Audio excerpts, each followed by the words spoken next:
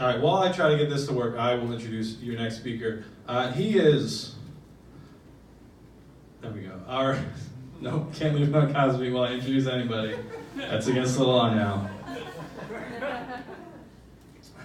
All right, he's written for the blog The Legal Geeks, which I think we referenced in an earlier Nerd Nite. He's also now our legal Star Wars resident counsel. So ladies and gentlemen, give it up for Mr. Thomas Harper.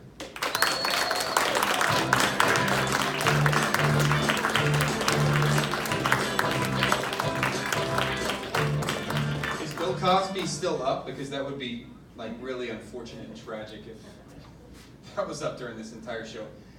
So I talked to Glenn earlier tonight and I said, oh, there we go, sneak preview. I asked him, what's the order going to be tonight? He said, you're second. And since we're on the theme of baseball, I immediately thought, dread filled my body. And I thought, I'm going to be like the relief pitcher with like the 14 ERA that comes in and gives up 2 grand slams to everybody and like the whole crowd is left. So I will say, the exits are clearly marked, so feel free to stream out them. But tonight we're going to talk about some fun stuff, fun to me, I don't know. We've got a little bit of, like my dad with the remote at home. Okay, there we go, Star Wars, right? Yay! A bunch of Star Trek fans in the audience, I guess. Okay, and then we're also going to talk, he's like, I'm sitting in the back and he's like, point it at the back, and I'm doing that, and nothing works. I feel your pain, Matt. There we go. And the law, yay, right? And then, well, if this will ever work. Well, you're with a lawyer. Can you manually control it from back there? There we go. Look at that, on the 17th time. So my name's Tom. I'm going to be your scruffy nerf herder guide today. I write for the blog The Legal Geeks. My wife and I actually just got out of the Army from active duty. This is a little shot from my all-expense paid vacation to Southwest Asia. It was so wonderful. And my wife is in the audience with us, and you can either turn to see her or wait 1,000 minutes until you see her on there. So I practice locally for a firm, Cohen and Feely, but I write and do this stuff for the Legal Geeks on the side. It's a way to get this out so that I don't bore my wife to death with these things. So I know what you guys are thinking, right? Star Wars, cool. The law, not so cool. Any lawyers out there that this counts as 0 hours of CLE credit. So, but I have a very good feeling about how this is going to go.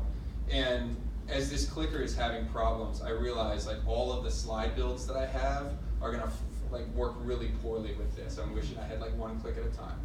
So when we talk about Star Wars and the law, what I'm really talking about are issues as you're watching the movie, you slice a little bit deeper, because I know if you're like me, you watch Star Wars and the first thing that you think is is this legal? Right? That's what everybody is sitting there thinking.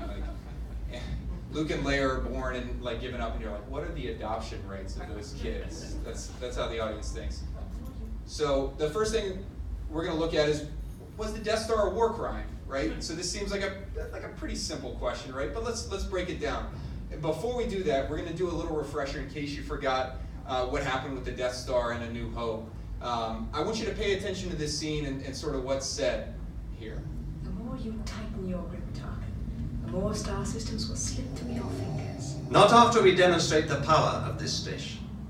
In a way, you have determined the choice of the planet that will be destroyed first. Since you are reluctant to provide us with the location of the rebel base, I have chosen to test this station's destructive power on your home planet of Alderaan. No. Oh no. Alderaan is peaceful. We have no weapons. You can't You will possibly... prefer another target, a military target, then name the system. I grow tired of asking this, so it'll be the last time. Where is the rebel base? Dantooine. They're on Dantooine. There, you see, Lord Vader, she can be reasonable. Continue with the operation. You may fire when ready. What? What a dick. Right? I will confess. So I was watching this, and I intended to take 5 minutes and cut that clip out and then throw it into the slide presentation and just keep going with the prep. And then I got sucked in and ended up watching like 45 more minutes of the movie. So I know you guys are all like, ugh, just keep the movie going, don't keep talking. So that seems pretty critical because it sets up the sad, sad destruction of Leia's home planet, Alderaan, right? So this beautiful, idyllic place. Before, it's so easy to jump and say, like, Tarkin Empire, you did a real bad thing by blowing up that planet. You killed all those people, right? But quite honestly, if we take a look at it using kind of real-world rules, it's maybe not so simple. But let's start with this planet that kind of looks like Earth, maybe photoshopped a little bit. They slid Asia and like North America together and just added a few more clouds. What do we know about Alderaan? So it's a pretty planet. Ignore, maybe that it's a CGI planet, whatever. It's very idyllic. What else do we know about Alderaan? They don't have any weapons. You heard Leia talk about that as she pled to Tarkin. So this is, a planet that's getting an F rating by the NRA. It's a peaceful planet, and it's full of hippies, right? Galactic hippies that they don't fight. They're peace-loving folks. They don't take up arms against anyone. That's Alderaan's moniker. Now, on the flip side, what do we know about the Death Star? It's not a moon, so that's a good starting point. It's basically a big gun in space, a gun that's entirely designed to just destroy planets. In fact, at the beginning of A New Hope, if you remember that scene in the Death Star conference room, which it's awesome that the Death Star was built with a conference room. I just imagine neatly dressed Imperial lawyers shuffling in there, what's the day's agenda today? But they talk about the fact that this whole battle station is built to spread fear, right? To control the galaxy through fear, because rather than have this military that's spread out all over the place, instead you get a big gun in space that could blow up your planet, and people start to fall in line pretty quickly. And what else do we know about the Death Star?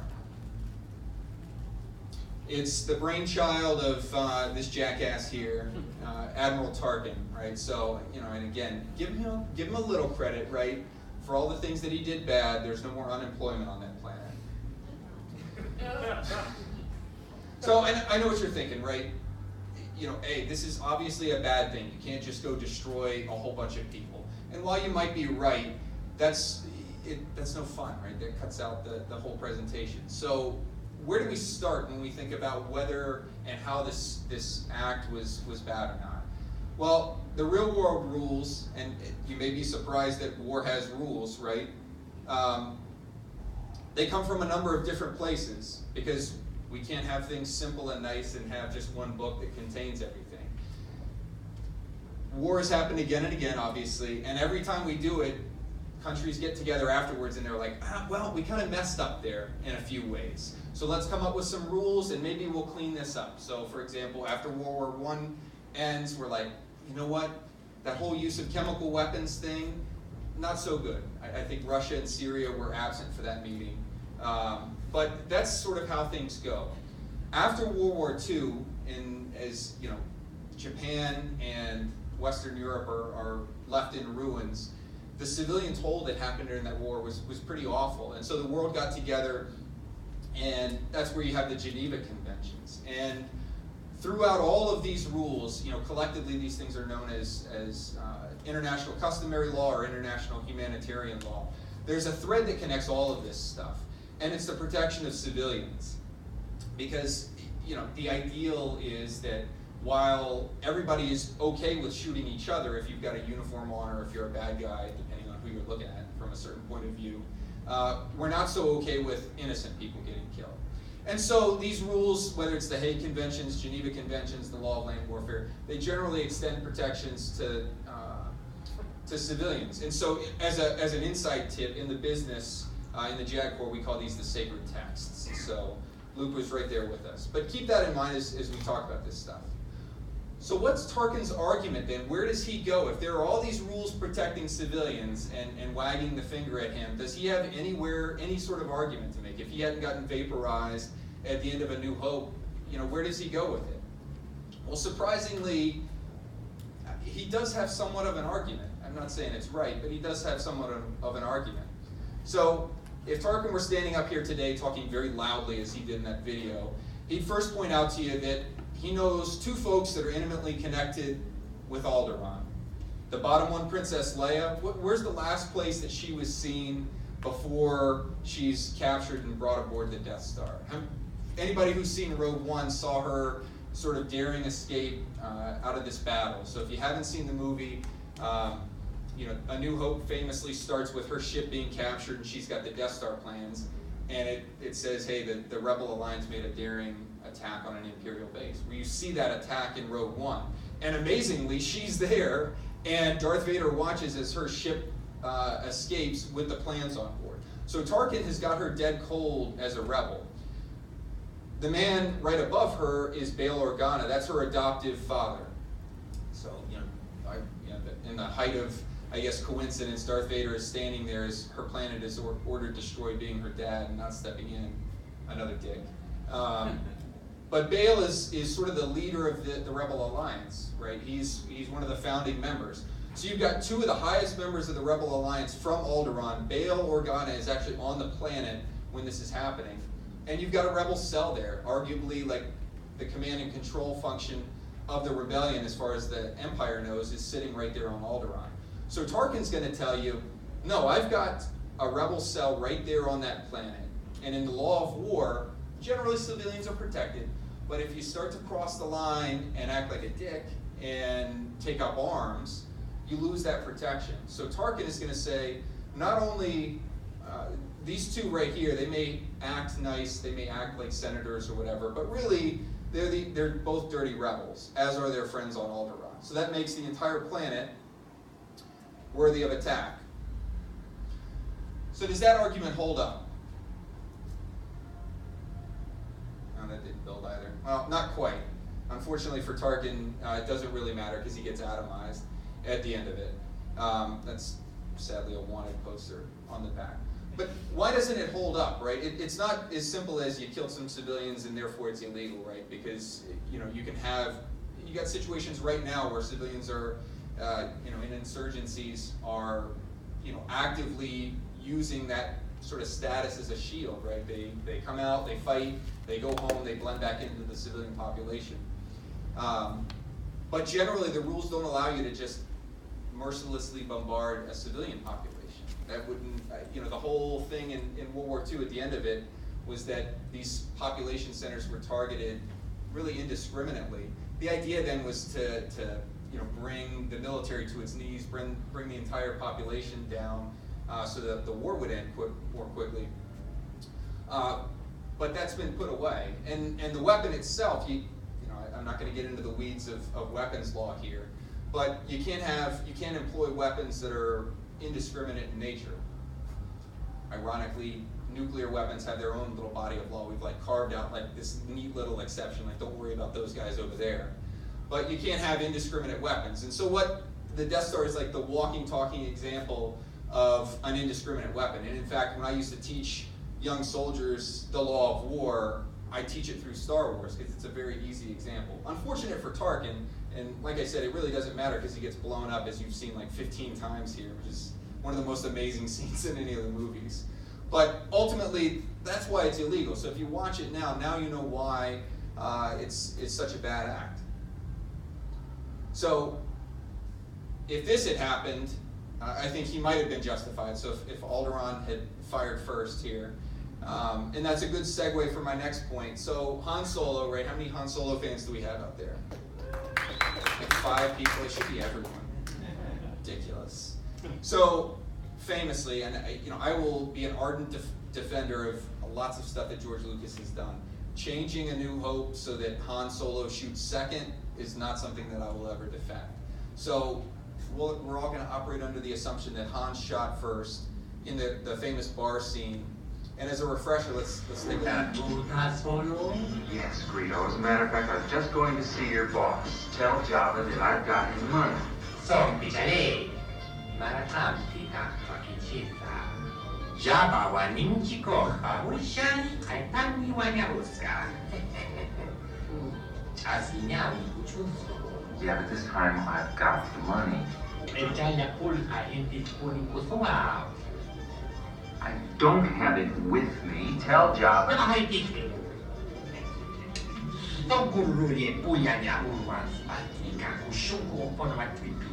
Even I get bored at sometimes. Do you think I had a choice?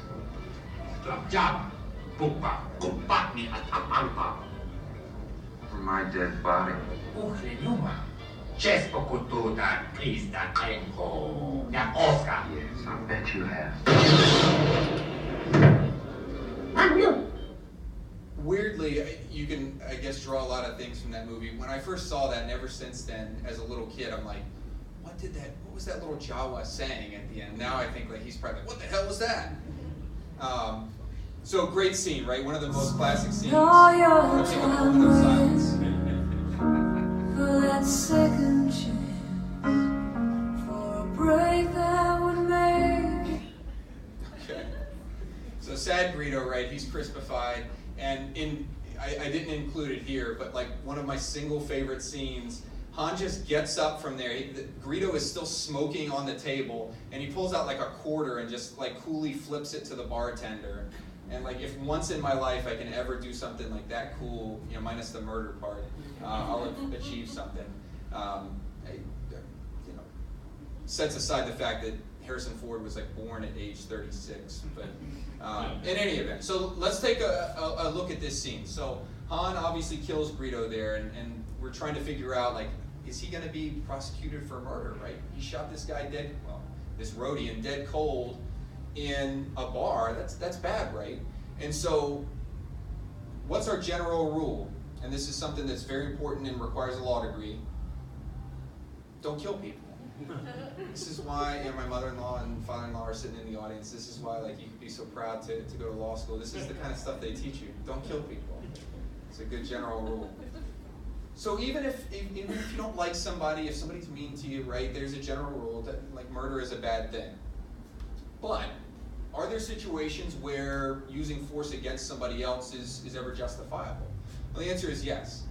Let's take a look at Pennsylvania law, which, if you dig down into the Pennsylvania Criminal Code, there is a bit of small text that it's also applicable on Mos Eisley on Tatooine in the Star Wars universe. So I'm not stretching anything here.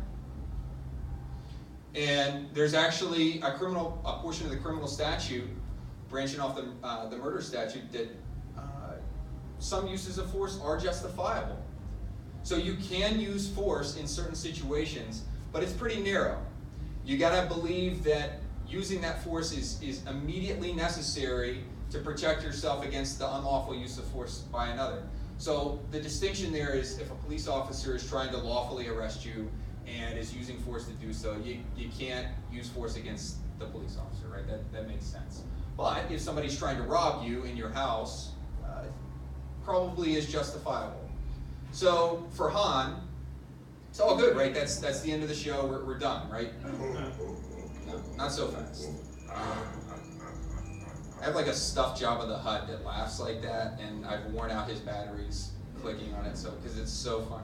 I'll be on the phone with my parents, and I'll click that, and my mom's like, "Are you playing with that Jabba the Hutt thing?" So it's not so easy for Han, because you can't just use force in any situation. And what kind of force does he use there? He's not slapping Greedo. He's not calling him something mean or shoving him. He puts a blaster bolt dead in his chest and kills him. So that's deadly force, and the law takes an especially hard look at that, because we don't want everywhere to be, we don't want your average Walmart on MacArthur Avenue to be, the Cantina or the OK Corral, right? So the law really carves out narrow exceptions for when you can use deadly force. For Han, it's a problem in the state of Pennsylvania because the law requires you to retreat. If you're able to, before using deadly force, you have to retreat. So that's not good news for Han, right? He's got this big cantina there. He could retreat, right? Maybe. There are a couple situations where you don't have to actually retreat. So the first would be when you're in your own house. And so let's think about, where does Han live? Han doesn't have a nice walk-up apartment or a duplex or anything like that. He's like the galactic hobo of the Star Wars universe, living with his dog in his car, the hot rod, the Millennium Falcon, right? So they're not sitting on the Millennium Falcon around the Dejeric table as he shoots Greedo. They're sitting in a bar, so he can't make use of this exception, right? He doesn't get to not retreat because he's not in his home, so to speak. And generally, we call that the castle doctrine, if you've ever heard of that. So the idea is, if you're in your own home and somebody attacks you there, deadly force or not, you don't have to retreat out of there. The law carves that for you. In Pennsylvania, interestingly, you also don't have to retreat from your place of work. So let's think about where Han's doing business. You know, does he have a little store like this on MacArthur Avenue next to that Walmart where I guess everybody is shooting blaster bolts at each other? No, where does he work? He works in bars just like the Cantina. In fact, right before Greedo confronts him, if I were to have rewound that scene, what is he doing? He's chartering a flight for a punk-ass farm kid, a grungy old man, and their 2 dirty droids, right? So he's transacting business right there. So for Han, if you think about it, if he's doing business wherever he is, whatever dive, cantina, bar, etc., he can use deadly force wherever he goes. And that comes in very handy for a guy like Han, because somebody who's constantly dumping shipments or getting bounties placed on him by fat, disgusting space slugs, he needs to be able to use force where he can, because he's constantly, you see in that scene, he's got a price on his head, right? And in fact, if you play that scene out, Jabba is waiting for him at his ship, and he kind of talks his way out of that one. So for Han, here he's not going to have to retreat, because if I'm his defense counsel, I'd be like, Your Honor, he's conducting business. He just chartered a flight here. Greedo sat there with a blaster trained on him. What's my client supposed to do? He has to defend himself. And in that situation, I think it's pretty clear that he's been threatened with deadly force, right? Greedo not only has a blaster aimed right at his chest, but he's also threatening him there. So at the end, Greedo's like, you give me the money, we'll make this all go away. And Han's like, nah, I don't have the money, right? Because he's a broke, degenerate gambler. Then Greedo says, well, Jabba's going to take your ship. Now that's his house, so Han says, over my dead body, and then you get the implication that Greedo's about to shoot him, and so he blasts him. So, all in all, if Han's my client, I think he's got a good case. If he walked into my office as a defense counsel, I would take his case and argue it. And so, at least under Pennsylvania law, Han's going to be okay for blasting Greedo. I don't know if the bar has legal action against him for leaving a mess. I'm not sure exactly how many credits he flipped over for the cleanup, but he may have to pay for that. But he's got to hire a different attorney for that one.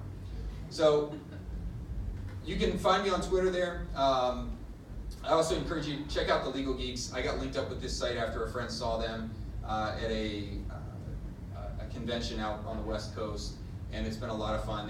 They break down pop culture, like legal issues in pop culture, everything from like the new Krypton show on what is that, the WB, or I don't even think that network exists anymore. I do all Star Wars stuff, so I have like very well pigeonholed myself. But in any event, we do this sort of thing all the time and appear out at shows. So, Glenn, you want to do Q&A?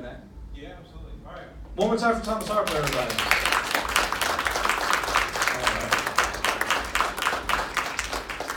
Fantastic job. We learned a lot about when it is and okay to shoot people in bars. I think we're all going to take a little something home with us. Somebody's going to go into Walmart and be like, I don't know, Tom said it was fine. I think that's what I took away from Nerd Nite.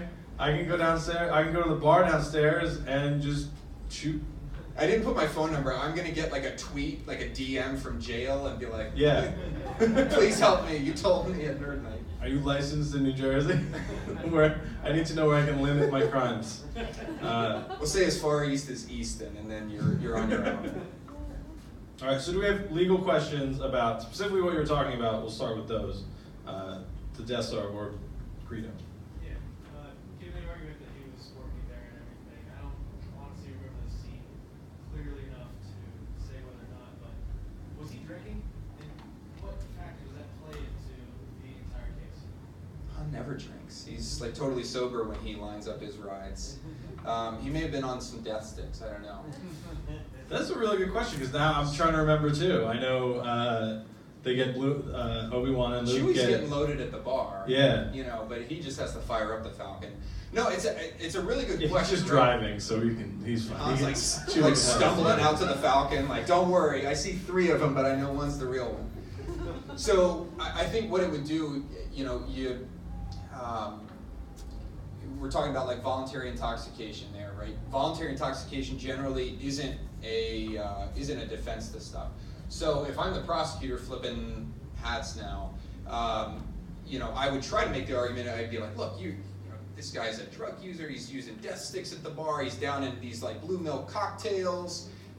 You know, him telling you that he believed he was in immediate danger, don't believe that at all. That's a load of hogwash. And he can't tell you that, you know, the alcohol, that Jawa juice was influencing his perception or opinion, because that's not a defense. So that's a really good question, because if Han was drunk and then tried to say, like, you know, his testimony was the only testimony that, you know, maybe proved the threat, he might be in some trouble there. Do you think that's why droids aren't allowed in that bar? Because they can record stuff? Did I just crack this thing wide open? It could, right? Because R2 could just play the scene back for George Lucas is whoever like shows up in the scene. George Lucas is like laying somewhere in California right now, just like bolted upright in bed. You know, like on his bed of like the $4 billion that he sold Star Wars for. Like, who just talked about that? It's not a very expensive bed, to be clear. It is a bed. It's just a big pile of money. No, that he sleeps on like smog. Interestingly, and this is like, I'm like exposing, as if like doing a Star Wars and the law presentation weren't nerdy enough. Like, let's expose my true level of nerddom. There's actually a book where it kind of gives the bartender's backstory, right? So he doesn't own the bar, but he has PTSD because his parents were killed by 2 droids back in the Clone Wars. And so there's this like graphic. So it's just racism? It's just that's why? Oh, yeah, like the audiobook is the best because they've got this, you know, whoever's reading his part is like doing the voice and he's like, back there on Arcax Station. He's like, you could clearly just picture him like huddled, you know, with a beer, and he's like, you know, having a relapse there. But yeah, droids killed his parents, so he has PTSD, and that's why he keeps droids out of the bar. Also, they don't tend to buy drinks, so you know, you can't have wastes of space there. And actually, funny enough that you mentioned that, if you go to our website, we did a, like not a month ago out at WonderCon in California, we did a mock trial where C-3PO and R2-D2 sued the Cantina for unlawful discrimination over that. I defended the Cantina, so that's why I had the Imperial pin on, and we really leaned into it. But I think we won. Yes. So after hearing this presentation, I totally believe that we'll have sex in mascot. Well, I'm glad we convinced you. scored that as victory, man. That's the real goal of this show. Deep. Yeah. That's the real goal of Nerd Nite. We just Like want... wondering what slide in my presentation Yeah. that light bulb went on, and like, yes. Once you saw the Greedo mask, she's like, yeah, I can see it. It's like Peter Cushing is. With the furry piles, in the, you know, the CSI in Vegas with the furry piles, and they had some kind of show, and that just disturbed me. You guys are very close to ruining Chewbacca for me. I won't get into Ewoks. Ewok. Since you mentioned Ewoks, those TV movies are basically the dandy of the Star Wars universe, because they're like, we're never going to tell anybody these exist. I don't care how much little Glenn Tickle loves them. Make them very hard for him to find a copy on VHS. They've got a furnace in the bottom of Lucasfilm where they're just like shoveling in the last of those toys from the 80s. Get rid of Look, them. there were 2 Ewok TV movies, and they're great. And yeah, they're better than every Star Wars except for Jedi and Empire. There, I said it. I said it. Is the Caravan of Courage on Blu-ray one of the prizes that you're giving away? I would never give away my copy of the Caravan of Courage or the Battle for Endor. Look, they're great. The cartoon is garbage. I'll give you the cartoon. The Ewoks cartoon is very bad. Any questions about the Death Star? No, we all want to talk about Like shooting nobody wants to Greedo. defend Tarkin. Yeah. Well, I remember a couple of years ago that I remember seeing that argument pop up. They're like, oh, you know, like it was a military action.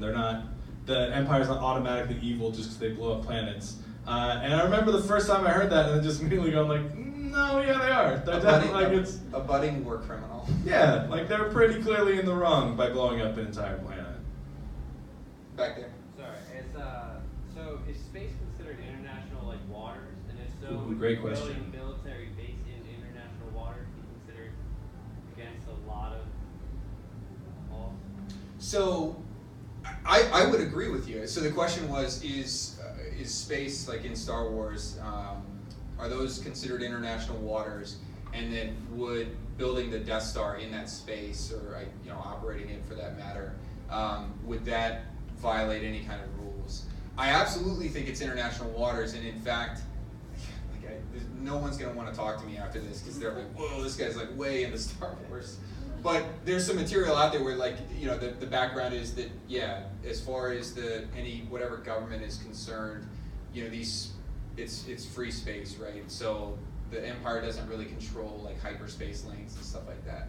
I wrote a post a while back about like using that kind of logic and analyzing Vader's boarding, like how he captured Leia's ship and boarded it, whether that would be legal. Interestingly, building the Death Star, so it was built above Geonosis, right? The planet you see in the best movie of the entire series, Attack of the Clones. So it's Hayden Christensen's birthday, by the way, so I'll give him a shout out.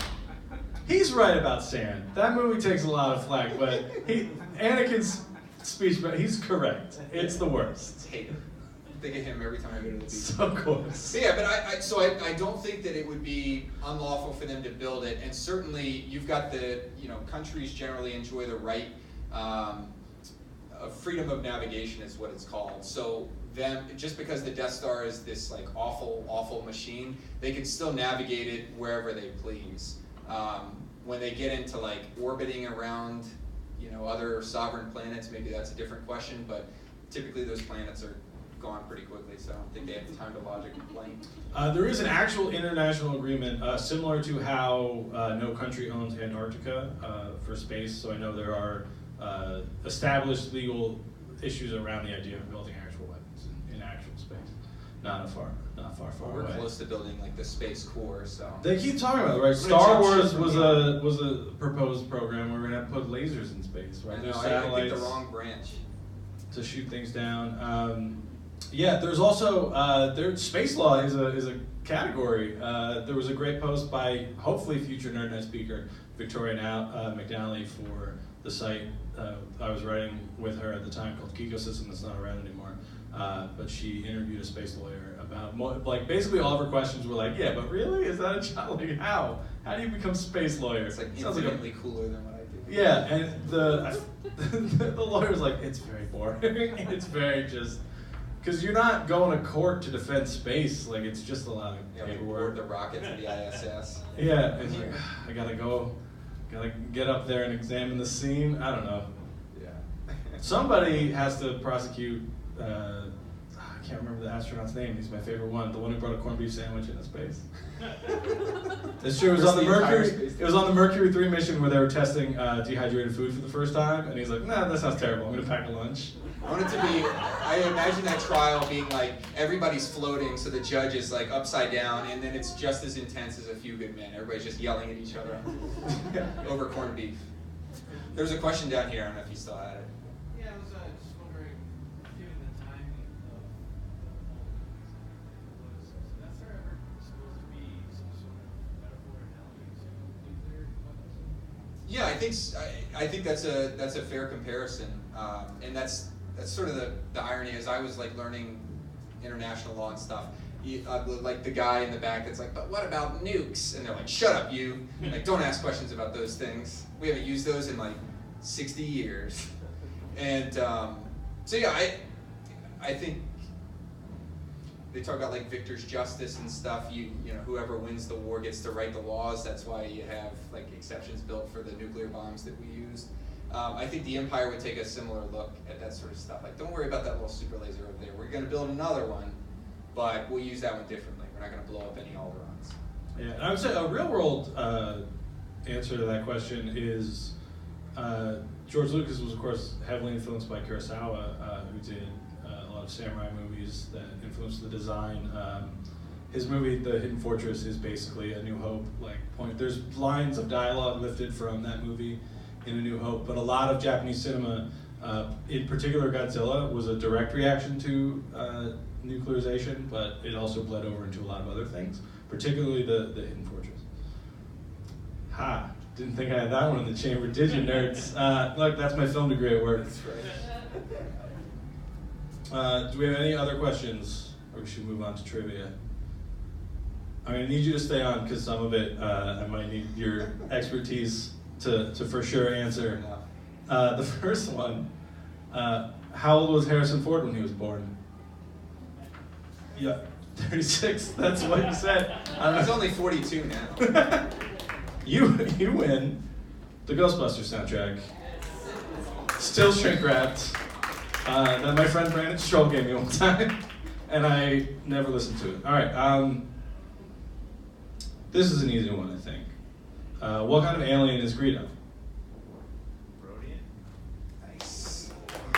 Nice. You win Superman. You win Man of Steel on Blu-ray. We just become best friends. Real quick, I just gave him Man of Steel on Blu-ray. I know you're more of a Star Wars boy, but Man of Steel ends, Superman snaps Zod's neck. And that was a big point of contention because everyone was like, Superman doesn't kill people. My argument is that even though that movie's not bad, if you watch it, it's a justifiable moment. But is it, from a story standpoint, but legally, right, you got Zod mowing down buildings with his eyeball lasers. What's a man to do? What's a Man of Steel to do? Zack Snyder's like, guess again, bitch. He kills people now. He kills people all the time, and now Batman just kills 20 people every 5 minutes for no reason. And like carries a G3 assault rifle, I guess now. No, so what we call that is like the defense of another. And generally the idea is that you can come to somebody else's aid, but you can't use more force than they could use to defend themselves. So there, if he's coming to the aid of the citizens there, Zod is busy like erasing people by the second. He's using deadly force. That would open the door for those people to use deadly force if they had the ability, so Superman can step in and do the same. I thought you were going to say the opposite, because you said they could only use as much force as they could use themselves. It's like regular people can't snap Zod's neck. Yeah. Right, but he's Superman, so he can, and should have. It's a bad movie, but I'll defend that point. And now, doubly so, like, no, I have a lawyer, and he says, I'm right. All right. Somewhere Zack Snyder just popped up and was like, yes! Yeah. It's still a bad movie. I'm sorry I gave it to you, but Zack Snyder's bad. That's all. All right. One more trivia question, and the prize for that one is 2 tickets to the aforementioned show that I talked about earlier. Here's blank from an interview improviser. So if you're like, I want to see this guy more in 2 days, you can. So, what is the name of Star Wars space chess? Ooh. He said it, and I knew there was a name, and I didn't remember what it was. That's it? I was going to check What's you bad for, is like, for the when pronunciation. you asked that question, my hand, I was like, I had to keep my hand in my pocket. Yeah, I knew. I knew it had a name, but it was one of those things where I'm like, because I'm a real life chess nerd too, and I'm like, I can't cross that line. I can't get as nerdy about chess. And like, I'm very nerdy about chess. I'm very nerdy about Star Wars. If I get that into Star Wars chess specifically, I think that's a line I'm not willing to cross. So yes, when you said it, I was like, that's going to be in my brain. All right, last chance for questions. All right, well, thank you so much, Thomas Harper, resident legal expert. We'll have to have you back to stage, Mark Chiles sometime. All right. Well done with the cue. There we go. There was one other show that Addie asked me to promote coming up here at Arts Quest. You guys will probably like this because you're nerds. It is a 60-minute unauthorized Harry Potter weekend. So there's a sketch